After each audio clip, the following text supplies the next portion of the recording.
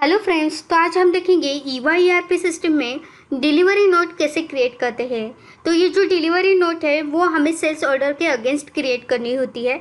ठीक है, तो डिलीवरी नोट क्रिएट करने के लिए हमें सेल्स मॉड्यूल में जाना है। तो यहाँ पे सेल्स मॉड्यूल है, ठीक है। उसके बाद सेल्स मेन्यू, तो यहाँ पे डिलीवरी नोट का ऑप्शन मिलता है हमें, जिस पे हमें क्लिक करना है। तो ये डिलीवरी नोट की स्क्रीन ओपन होती है। तो ये जो स्क्रीन है, इस पे जो स्टार वाले फील्ड्स है, जैसे कि कस्टमर नेम है, उसके बाद सेल्स पर्सन है, ठीक है, अप्रूवल नेम है। ये स्टार वाले फील्ड्स मैंडेटरी फील्ड्स होते हैं जो कि हमें फिल करने ही होते हैं। उसके बाद ही हम डिलीवरी नोट को सिस्टम में सेव कर सकोगे, ठीक है। अभी ये जो डिलीवरी नोट है वो हमें सेल्स ऑर्डर के अगेंस्ट क्रिएट करनी होती है। तो यहाँ पे जो राइट साइड में सर्च बटन है उस पर हम क्लिक करेंगे। तो यहाँ पे क्लिक करने के बाद मैं कस्टमर का नेम डाल के जो सेल्स ऑर्डर है उसको सर्च कर रही हूँ, ठीक है। फॉर एग्जांपल ये मेरी सेल्स ऑर्डर है जिसको मैं ओपन कर रही हूँ डिलीवरी नोट में, ठीक है। तो ये जो डिलीवरी नोट है वो मुझे एडिट करनी है। तो राइट साइड में एडिट का बटन है जिस पे मैं क्लिक कर रही हूँ, ठीक है। तो यहाँ पे जो सेल्स ऑर्डर आईडी है वो ऑटोमेटिकली मैप हो चुका है। उसके साथ ही सेल्स पर्सन का भी नाम यहाँ पे आता है, ठीक है। तो रेफरेंस नंबर हमें यहाँ पे देना है, ठीक है। अगर आपके पास कोई रेफरेंस नंबर है, रेफरेंस डेट है, ठीक है, तो आप यहाँ पे दे सकते हो, ठीक है। उसके बाद यहाँ पे सी फॉर्म CST परसेंटेज है, ठीक है, वो भी आप यहाँ पे दे सकते हो, ठीक है। कुछ नंबर रेंज का यहाँ पे ऑप्शन मिलता है, मतलब बिलिंग है, नॉन बिलिंग है, उसके हिसाब से आप यहाँ पे नंबर रेंज सिलेक्ट कर सकते हो, ठीक है। उसके बाद सप्लायर रेफरेंस ऑर्डर नंबर है यहाँ पे, ठीक है, तो आप यहाँ पे ऑर्डर नंबर दे सकते हो, ठीक है। तो डिलीवरी नोट के अगेंस्ट कोई डॉक्यूमेंट्स वगैरह हो गए आपके पास, तो यहाँ पे चूज़ फाइल करके आप वो जो डॉक्यूमेंट्स है वो आप यहाँ पे अपलोड करके सेव कर सकते हो, ठीक है। उसके बाद आता है डिलीवरी ऑर्डर इन्फॉर्मेशन, ठीक है। तो ये जो आईडी है वो डिलीवरी नोट आईडी है, ठीक है, जो सिस्टम ऑटोमेटिकली क्रिएट करती है।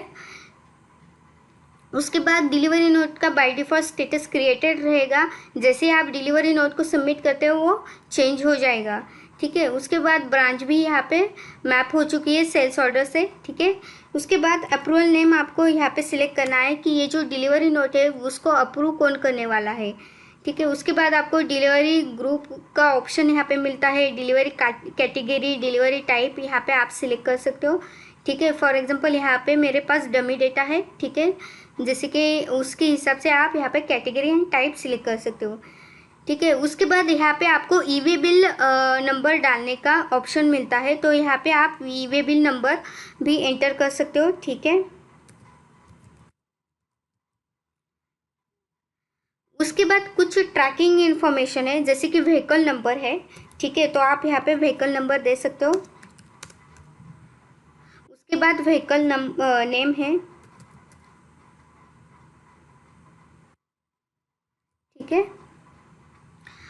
वह जो डिलीवरी पर्सन नेम है उसका नाम है, आप यहाँ पे दे सकते हो। उसके साथ ही उसका cell phone number, phone number जो भी है, ठीक है।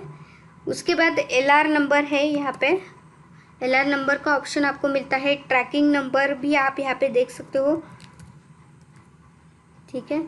उसके बाद अदर इन्फॉर्मेशन 1 और 2 का आपको यहाँ पे ऑप्शन मिलता है।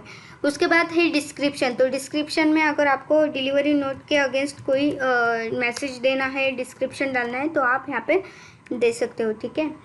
उसके बाद आता है प्रोडक्ट इन्फॉर्मेशन। अभी ये जो सेल्स ऑर्डर है, सेल्स ऑर्डर में हमने जितने प्रोडक्ट्स ऐड किए थे वो यहाँ पे मैप होते हैं, ठीक है। तो सेल्स ऑर्डर में मैंने एसिड नाम का प्रोडक्ट ऐड किया था जिसकी क्वांटिटी 10 थी, ठीक है। तो आप यहाँ पे क्वांटिटी देख सकते हो, ठीक है। तो ये जो मटेरियल है वो कौन से वेयरहाउस से इशू करके हम हमारे कस्टमर को सेल करने वाले हैं, तो यहाँ पे सिलेक्ट वेयरहाउस हमें करना होता है, ठीक है। तो हम यहाँ पे वेयरहाउस सिलेक्ट करेंगे कि कौन से वेयरहाउस से हमें मटेरियल इशू करके कस्टमर को देना है। तो वेयरहाउस सिलेक्ट करने के बाद वेयरहाउस में कितना मटेरियल अवेलेबल है, तो यहाँ पे अवेलेबल क्वांटिटी में आप देख सकते हो, ठीक है। तो डिलीवरी नोट में अगर आपको जो मटेरियल है जो कि कस्टमर को डिलीवर करना है, तो एक साथ डिलीवर नहीं करना है, क्योंकि आपके पास उतना मटेरियल अवेलेबल नहीं है। फॉर एग्जांपल सेल्स ऑर्डर में मैंने 10 क्वांटिटी डाली थी, ठीक है। बट मेरे पास अभी 5 अवेलेबल है, तो इतना मैं कस्टमर को डिलीवर करने वाली हूँ, ठीक है। बाकी का 5 मैं नेक्स्ट डिलीवरी में दे दूँगी, ठीक है। तो इसके हिसाब से हम यहाँ पे क्वांटिटी एडजस्ट कर सकते हैं, ठीक है। उसके बाद आता है चेकलिस्ट इन्फॉर्मेशन। तो हमें यहाँ पे चेकलिस्ट डिसाइड करनी होती है, जैसे कि शिपिंग मेथड है, मतलब ये जो मटेरियल है वो हमें कैसे डिलीवर करना है, बाय रोड है, बाय शिपिंग है, ठीक है। उसके हिसाब से हम यहाँ पे चेकलिस्ट ऐड करते हैं, ठीक है। उसके बाद सेम तरीके से पैकिंग मेथड है, बॉक्स पैकिंग है, ठीक है, ड्रम पैकिंग है, ठीक है। तो यहाँ पे हम वो भी चेकलिस्ट ऐड कर सकते हैं, ठीक है। उसके बाद आता है डिलीवरी इन्फॉर्मेशन। तो हमें यहाँ पे डिलीवरी डेट देना होता है, ठीक है, कब डिलीवर करना है। उसके बाद कस्टमर का ब्रांच, ठीक है। कस्टमर के अगर मल्टीपल ब्रांचेस होते हैं तो यहाँ पे आप ब्रांच भी दे सकते हो, ठीक है। जैसे आप ब्रांच सिलेक्ट करते हो, जो नीचे का एड्रेस है वो भी चेंज हो जाता है ब्रांच के अकॉर्डिंग, ठीक है। उसके बाद आपको यहाँ पे पीओसी नेम देना है, ठीक है। तो यहाँ पे मैंने पीओसी नेम डाल दिया है। डिलीवरी नोट है, तो इसको हम सेव बटन पे क्लिक करके सेव करेंगे, ठीक है। तो आपकी ये जो डिलीवरी नोट है वो सेव हो जाती है, ठीक है। Data save successfully. Right side में आपको प्रिंट का बटन मिलता है, ठीक है। उस पर क्लिक करने के बाद एक डिलीवरी नोट की पीडीएफ ओपन होती है, ठीक है, जिसके आप प्रिंट आउट भी ले सकते हो या फिर डायरेक्टली डाउनलोड भी कर सकते हो। तो आप यहाँ पे डिलीवरी नोट का जो प्रिंट आउट है वो देख सकते हो, ठीक है। ये जो डिलीवरी नोट है इसको आपको सबमिट करना होता है। तो यहाँ पे सबमिट बटन है, उस पर हम क्लिक करेंगे। सबमिट करने के बाद आपको मैसेज मिलता है सबमिटेड सक्सेसफुली। तो ये जो डिलीवरी नोट है इसको हमने सबमिट कर दिया है, ठीक है। मटेरियल डिलीवर होने के बाद ये जो डिलीवरी नोट है उसको हम मार्क कंप्लीट करते हैं, ठीक है। तो यहाँ पे मार्क कंप्लीट कर दिया।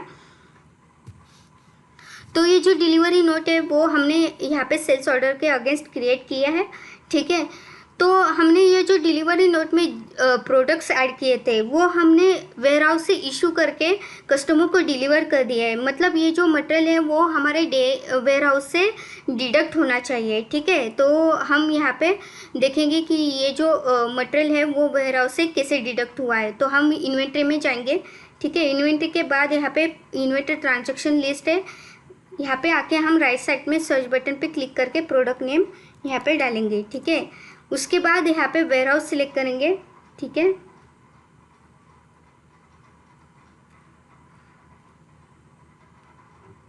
ठीक है, तो यहाँ पे आप देख सकते हो कि कितना क्वांटिटी हमारे पास अवेलेबल था।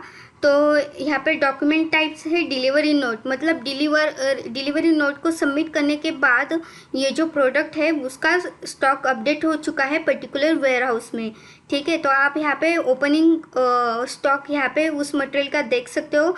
एक्शन जो हुई है वो माइनस हुआ है, मतलब डिडक्ट हुआ है जितना क्वांटिटी हमने डिलीवरी नोट में यहाँ पे डाला था, ठीक है। उसके बाद आप क्लोजिंग स्टॉक भी यहाँ पे देख सकते हो, ठीक है।